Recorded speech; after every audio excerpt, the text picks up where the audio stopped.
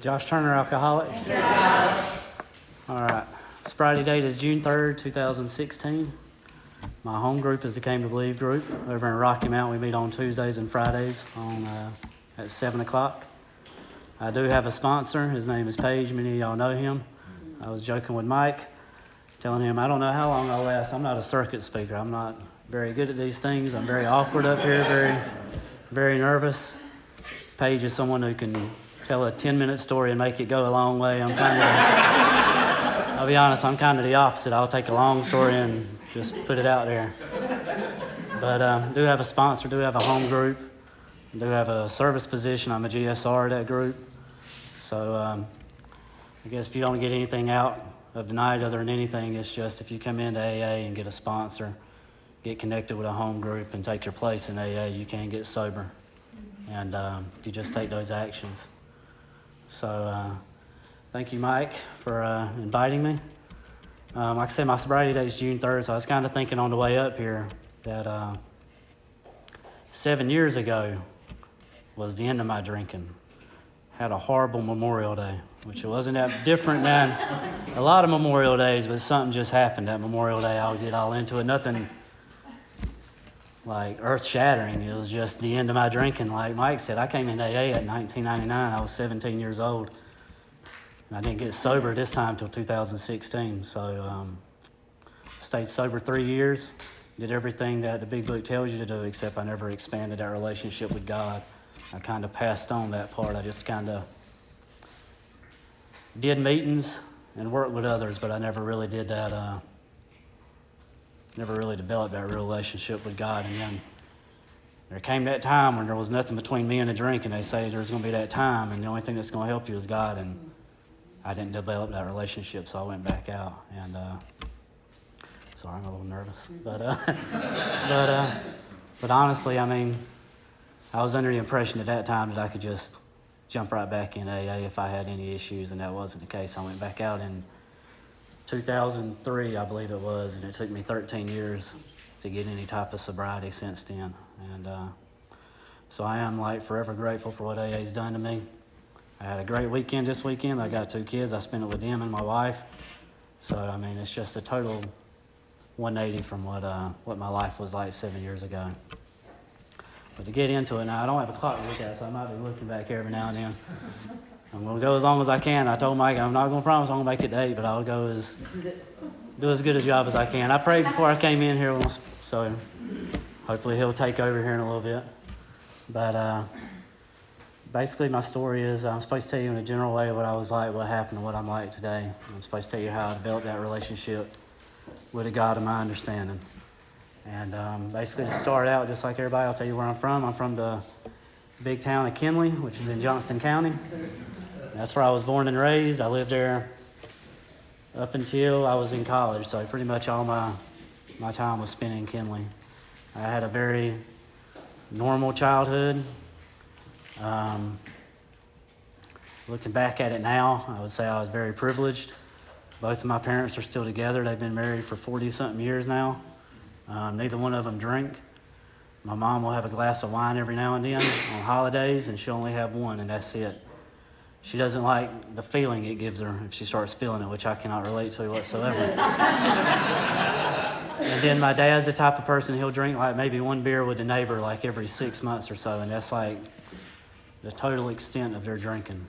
And my brother, he'll drink some, but he drinks pretty much socially. My sister's got other issues.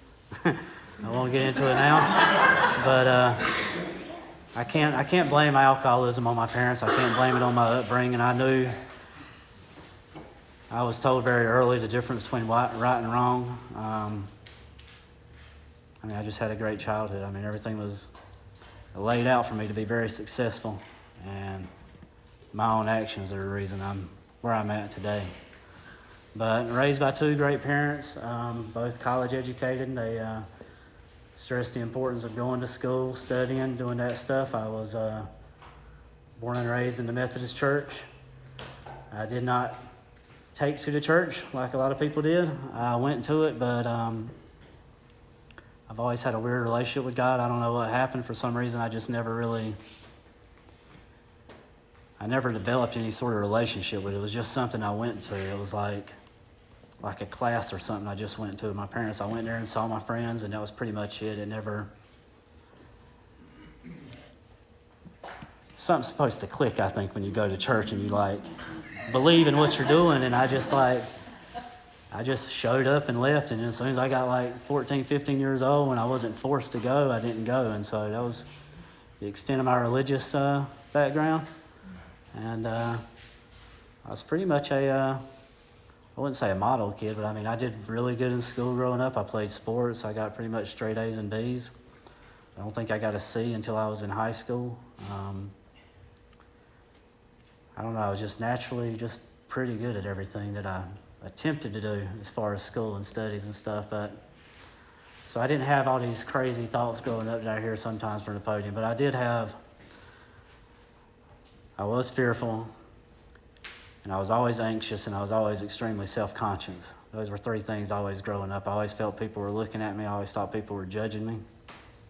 And those kinds of things stuck with me. I didn't know I had as many problems until I started drinking. Once I started drinking, like the world went like from black and white to color. It was like opened up my eyes to everything. And it was all of a sudden I was like, man, something's wrong with me when I'm not drinking. It almost opened my eyes up to issues that I didn't even know were there. But like I said, pretty normal childhood. No real desire to drink. I didn't really know anything was wrong with me growing up. And everything was pretty much smooth sailing until I got to about 7th or 8th grade. I think whenever I was 13, I took my first drink.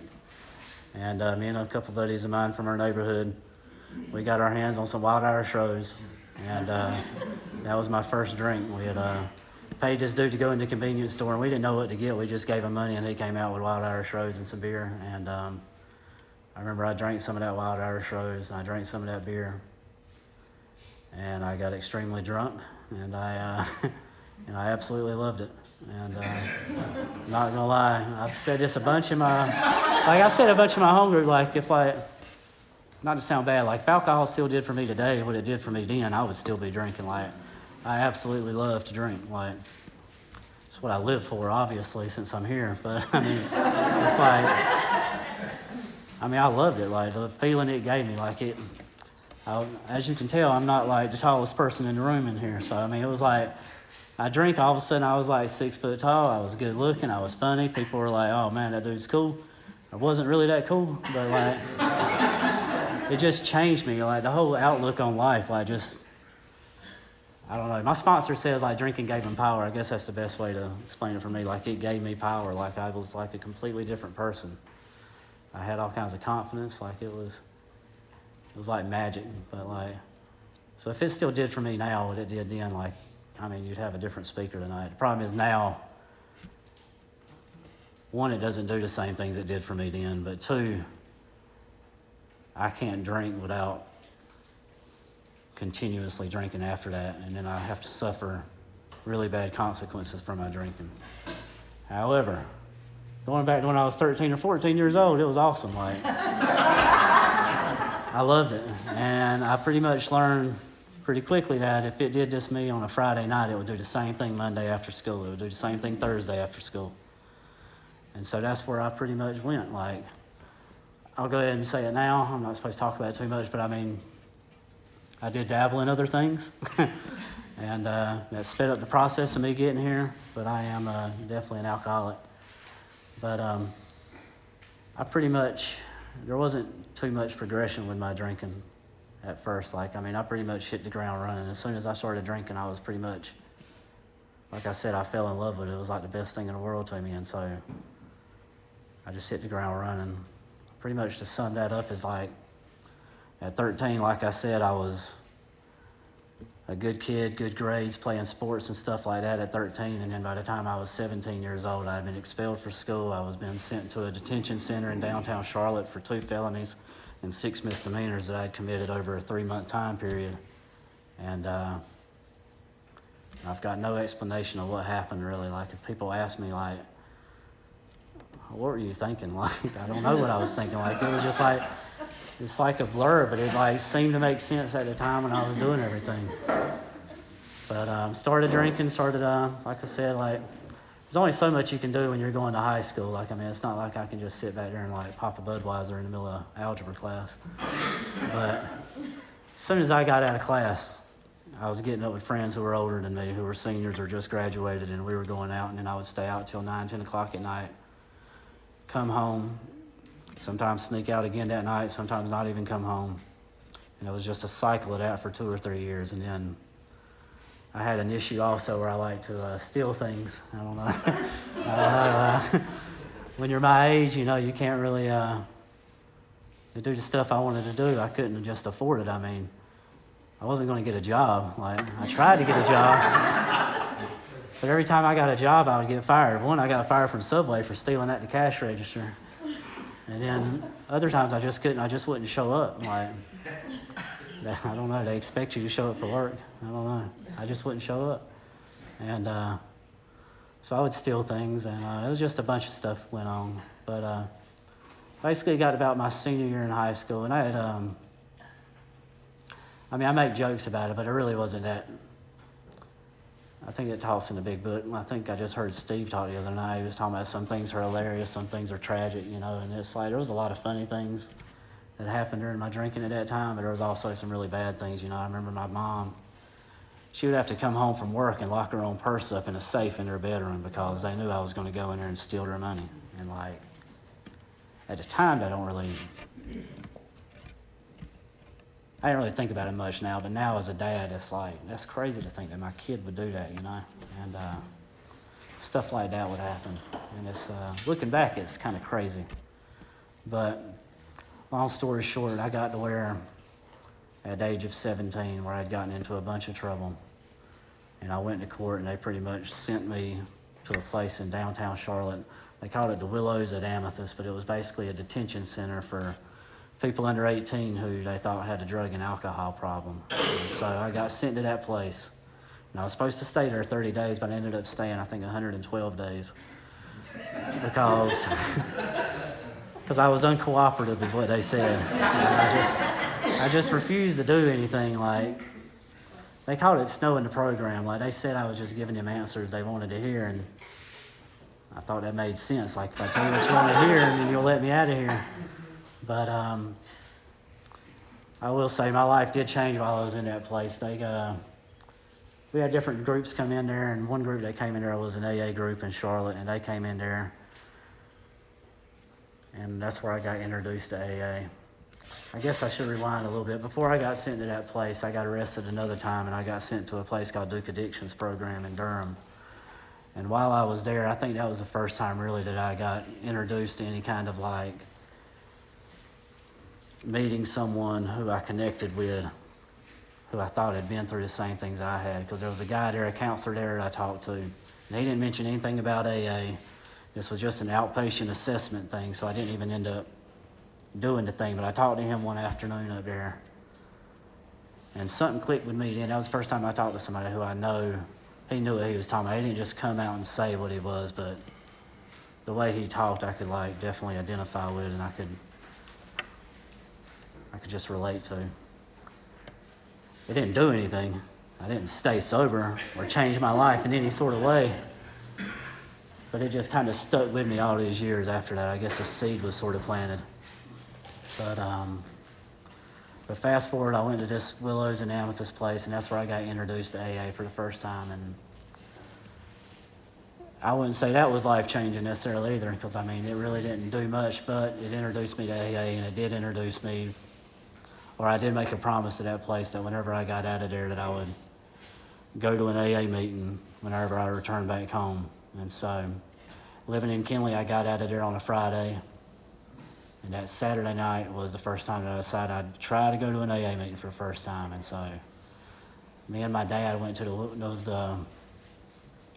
used to be the Wilson Principals group, and that's where I got first introduced to AA.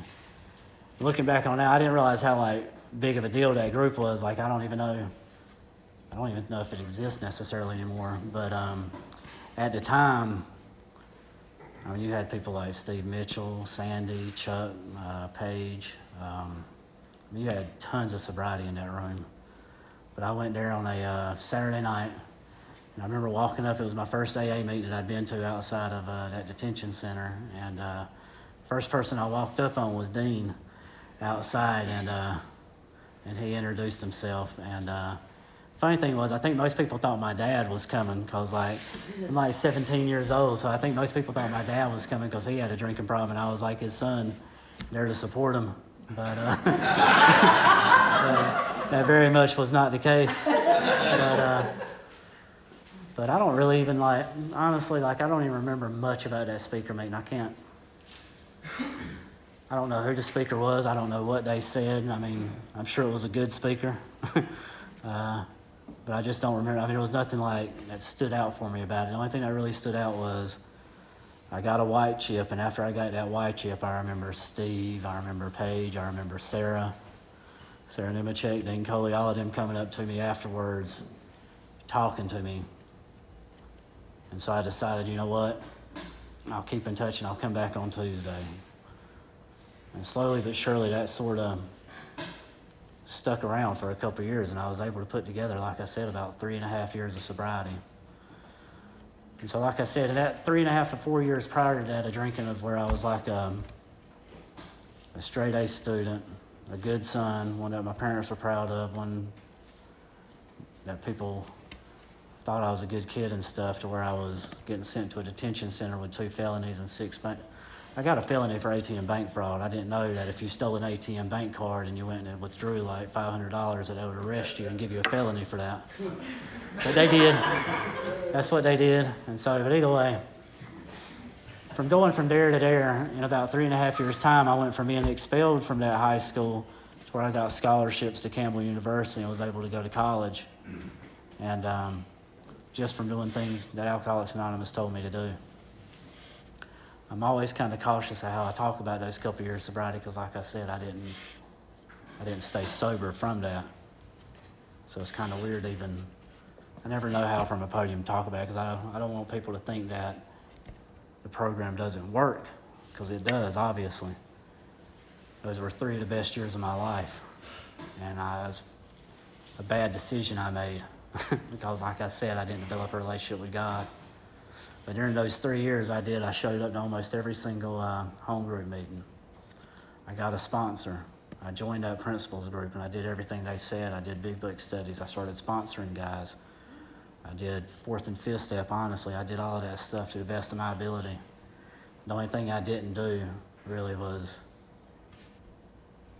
I didn't really develop that personal relationship with God. I did all the busy work, but the praying and all that stuff, I never developed that. I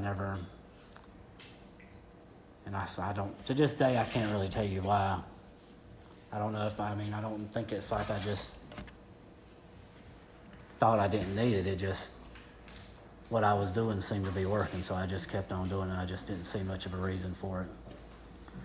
The long story short, 2003, I'm in college at Campbell University. Like I said, I ended up getting some scholarships there, and so I'm at Campbell University.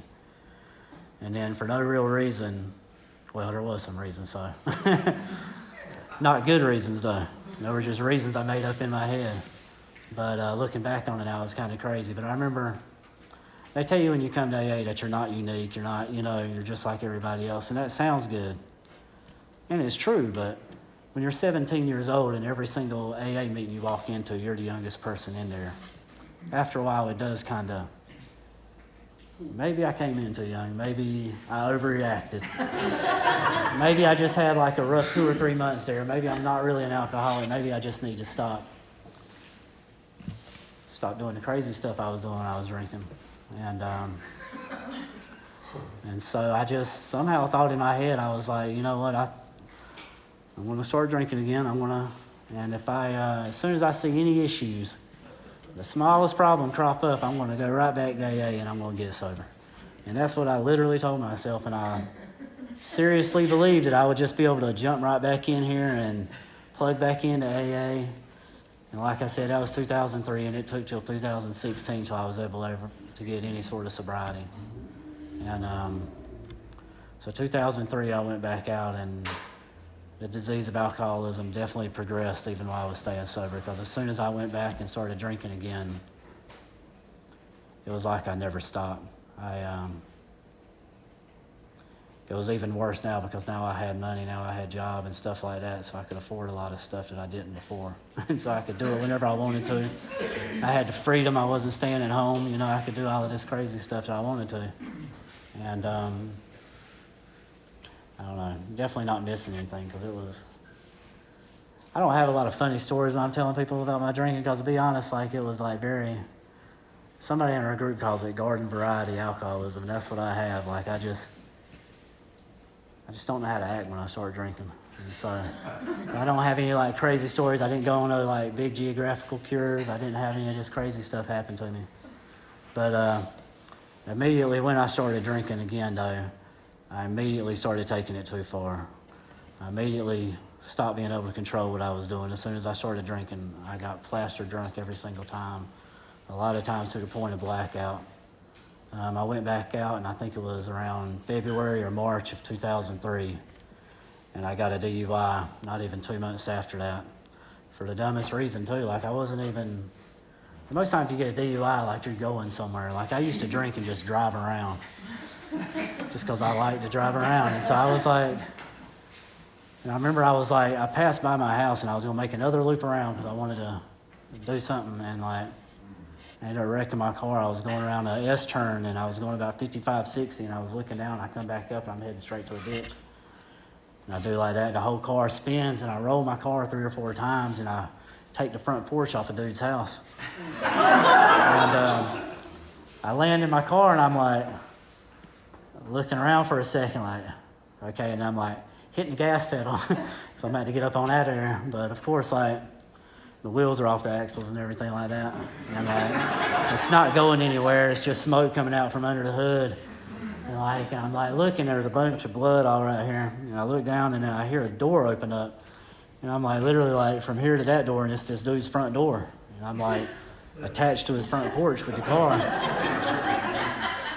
And I'm trying to get out, and he's like, "You're not going anywhere." And so he calls the highway patrol, and like, I mean, it's kind of comical, but like looking back on it now, this was like 9 o'clock at night, so it wasn't like daytime, but like those people could have had kids in their front yard. There could have been somebody standing in their driveway. There could have been somebody just sitting on the front porch. And I mean, I came barreling through there. Like, I was going like pure 55, 60 when I hit that ditch and started rolling. So, I mean, it was a center block porch, and I took a good chunk of it off. So I was going at a high rate of speed. And it's amazing somebody didn't get hurt. It's amazing I didn't get hurt. Like, I hit my head on the little bar between the windows and gashed it pretty good, but that was pretty much the extent of my injuries. And so, I don't know, the crazy thing about that whole situation was that my dad had to come and get me out. It happened right on the Wayne-Johnston County line, so I got sent to Wayne County. And my dad had to go out there and pick me up. And the crazy thing is that him and my mom thought I was still coming to AA meetings and stuff. Like, they thought I was still sober and stuff like that. And so I remember the disappointment on my mom's face when I got home that night. Like, I don't know, it didn't do anything to keep me sober. But I just remember that disappointment. Like, I was about as bad as I felt. Like, I knew that she was just disgusted with me. But that happened in 2003, and I got another DUI a couple years later driving through a checkpoint.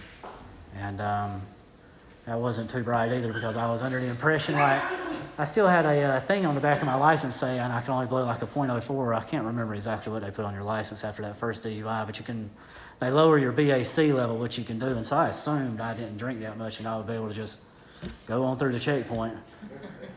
That didn't happen. They blew me, and I blew too much. So I got me a second DUI, so they yanked my license for about a year. And I think that was in 2008. But all during this time now, I started drinking. I ended up getting out of school barely. I still don't really know how I did it, but I ended up graduating college. I went for pharmaceutical sciences. I got my degree in that. Did not use that degree. My alcoholism pretty much, the only thing important in life for me at that time. Like, I joke around a lot about some of this stuff, but it really wasn't all that funny at the time. Like,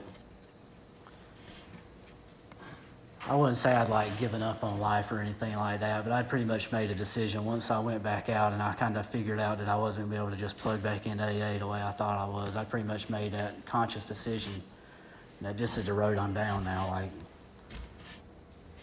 I know where it's going to end, and I'm all right with that. I'm just going to ride it out. Hopefully, just ride it out till then. And so I was working in a place in downtown Raleigh. It was a software company.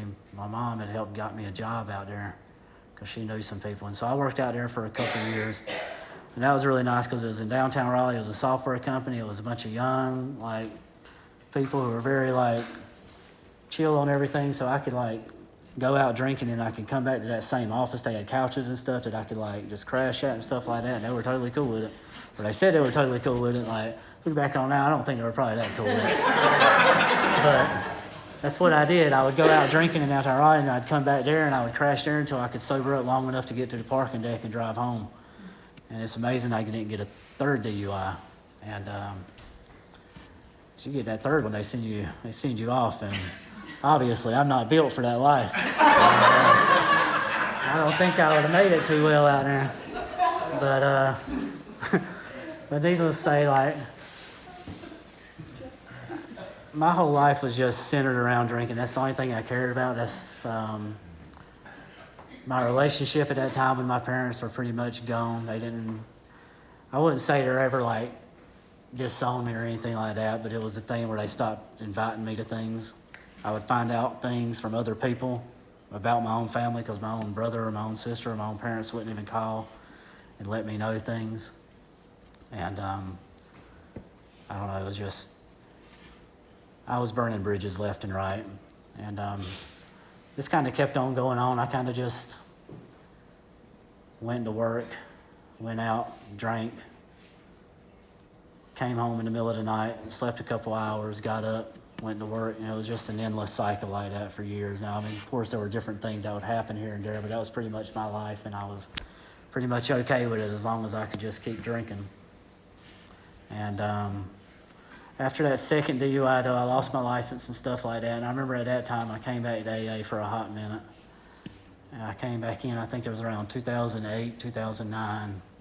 I think I put together, I don't know, it's kind of weird to even talk about it, because I was drinking while coming to meetings. I don't know how I was expecting that to work.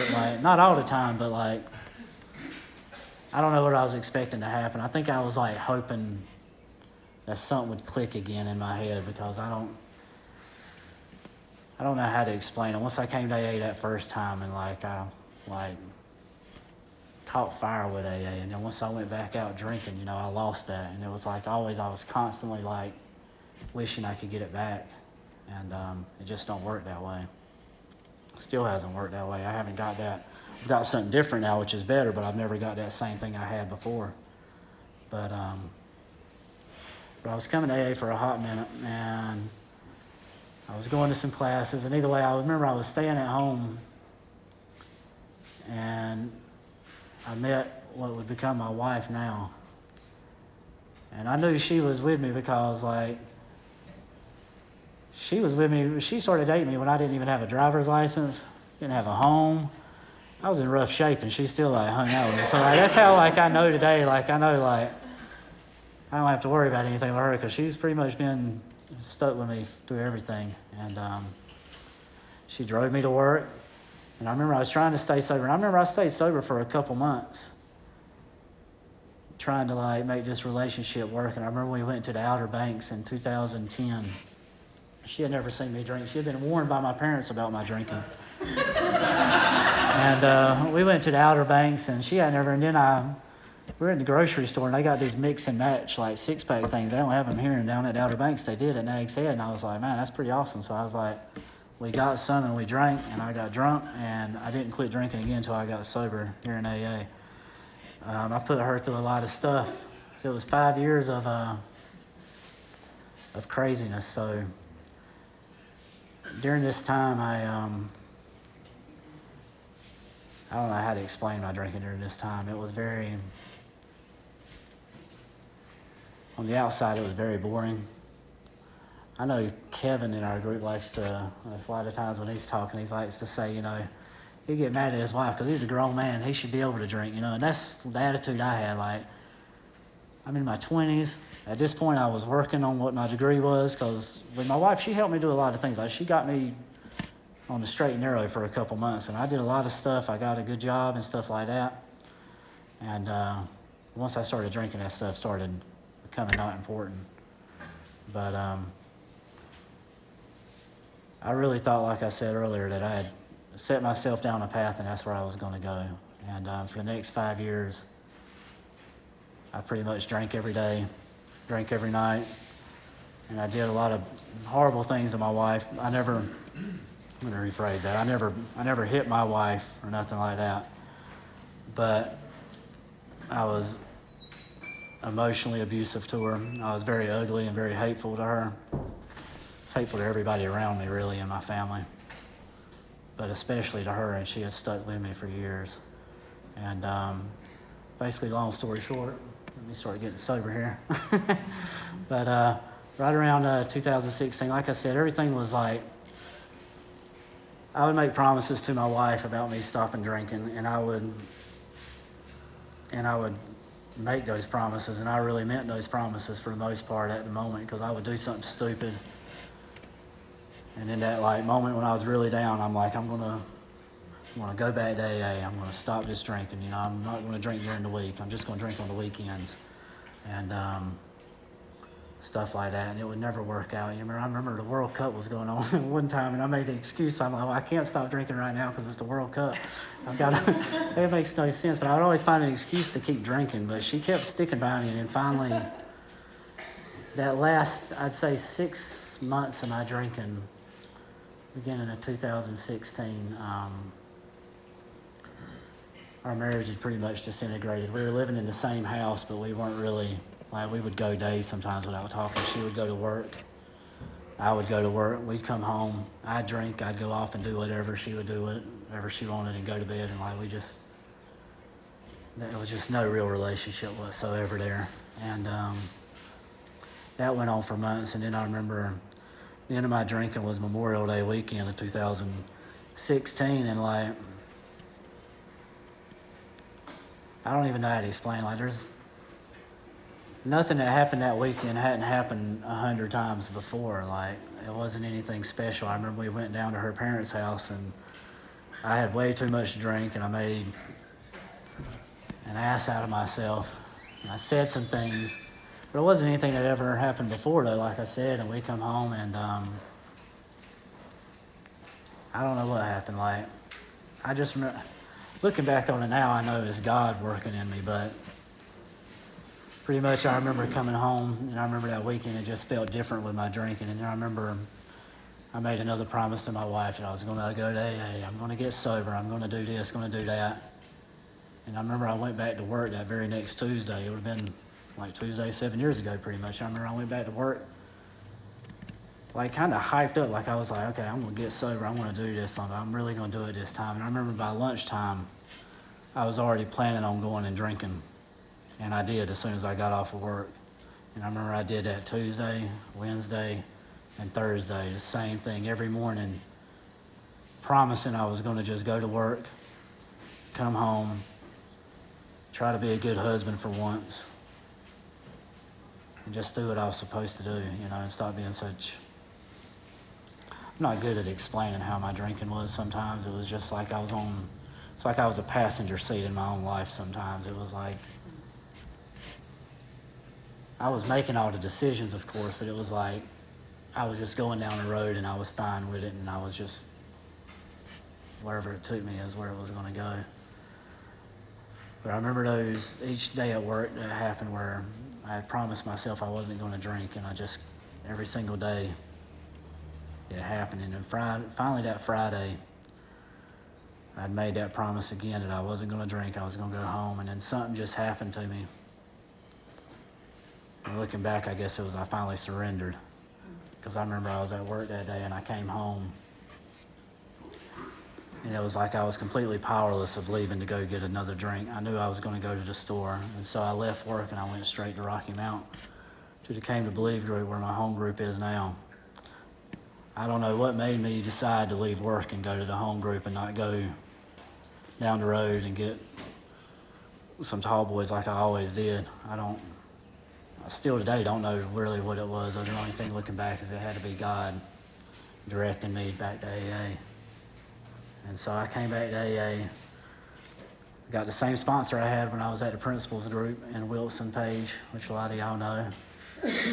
And I immediately got put into doing step work. We immediately started, I remember that very first night, actually he wasn't there that Friday night, but that very next Tuesday, I remember right after the meeting we went into there's a little chapel in that church there. We went in there and we did the second and third step prayer.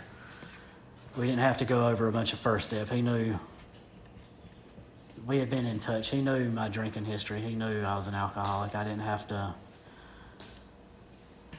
go home and write in the notebook, why am I an alcoholic? And I knew my situation.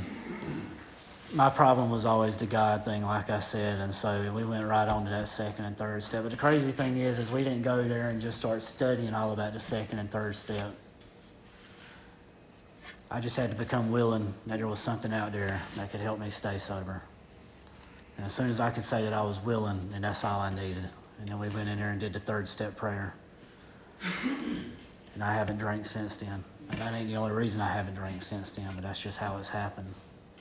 And I will say, ever since then, some things that got drilled into me very early in sobriety was every night before I go to bed, I'm to thank God for keeping me sober that day.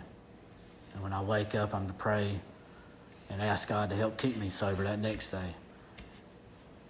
And I haven't done a lot of stuff perfectly in AA, but one thing I have done every single night is thank God for keeping me sober. And every morning when I woke up, I've asked God to help keep me sober. And just through that, I've been able to develop some sort of relationship with God, just through that repetition of years of doing it. So we jumped right on into that second and third step. Like I said, we did the third step prayer. I didn't know what I was praying to. Still to this day, I don't know if I can necessarily identify. I'm not part of like a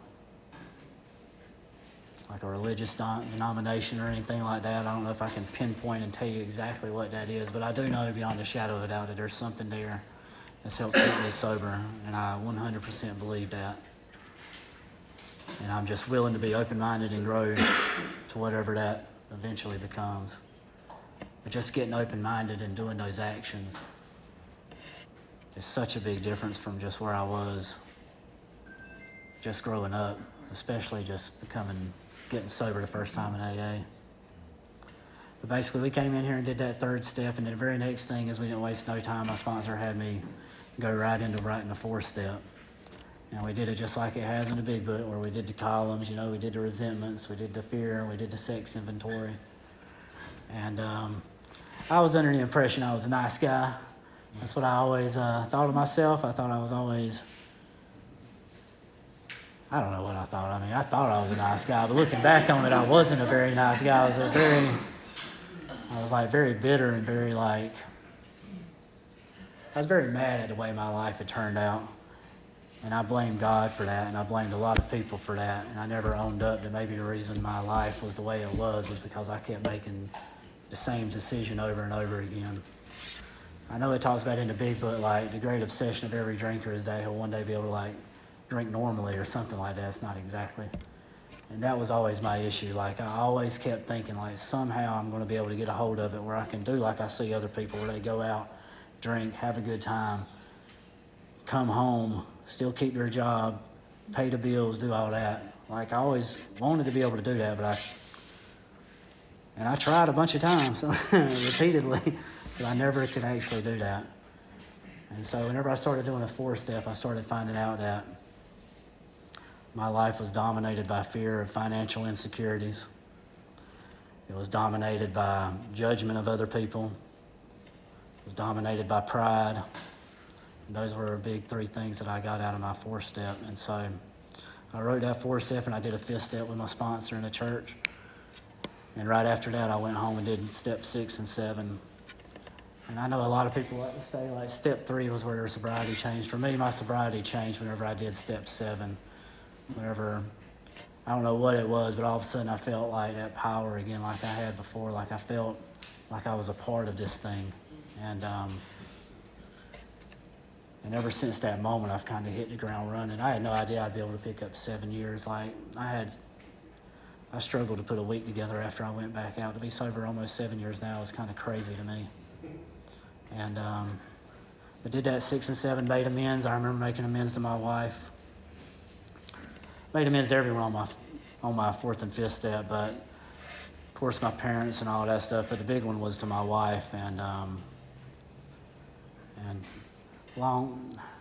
basically the crazy thing is through AA, my relationship with my wife went from where we were basically estranged to where we have a great relationship now. We have 2 kids that I've had in sobriety. Neither one of my kids have ever seen me take a drink, never seen me talk ugly to my wife. I've never seen any of that stuff.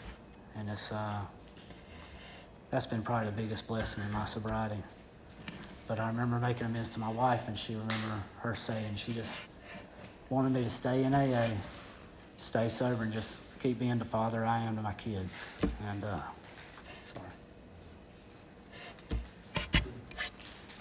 sorry. I get emotional. That's what AA has done to me. It's given me a family. It's given me 2 great kids. My oldest son, he's autistic, fairly autistic too. He's not on the high functioning scale, so that's been a real challenge. But through faith in God, I've been able to do everything I need for him and be a good advocate for him for special needs and stuff like that. And I have a 1-year-old daughter who is not showing any symptoms of that. She's off the chain on the other end.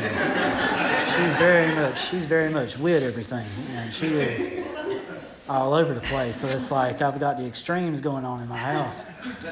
But like, never once have I even thought about taking a drink. Never once have I ever been upset at the situation. It's been actually a very awesome experience with him.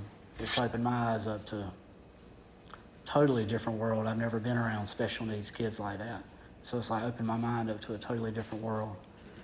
And it's only through AA and God that that's happened. I have a good job today, Dwight already got me. I usually would wear a button-up shirt and a tie, but I came straight from work today. That's why I don't have that on. So my sponsor's not going to be happy about that. I already know that. But I don't know. I have a good job today. It's not just a job. I have a career. My sponsor likes to say he's overpaid in all areas of his life. That's true for me. I don't deserve the family I have. I have a great relationship with my parents again. Me and my wife are on great terms. Like, I literally just had a Memorial Day weekend where the only thing I did was hang out in the backyard on the back porch because it was raining, which my kids didn't like. But we were able to hang out on the back porch and play games pretty much all day, Saturday and Sunday. And it was just awesome just being in that moment, being able to enjoy it without being, 1, in my own head, 2, being upset about things in life. I'm just extremely grateful for everything that's been given to me. Like I said, the rest of the steps, I stay current with my 10th step and 11th step, my 12th step, I try to carry the message wherever I can. I don't sponsor people like I used to. It's not because I refuse to. I just haven't been asked in a while to sponsor anybody. But anytime I'm asked to do anything in AA, I do it. Like I said earlier, I'm a GSR. I'm getting ready to go this weekend up to Raleigh to do this assembly thing, and I have no idea what I'm supposed to do. But I've been told, just show up, suit up, and follow directions, and it'll be told to me.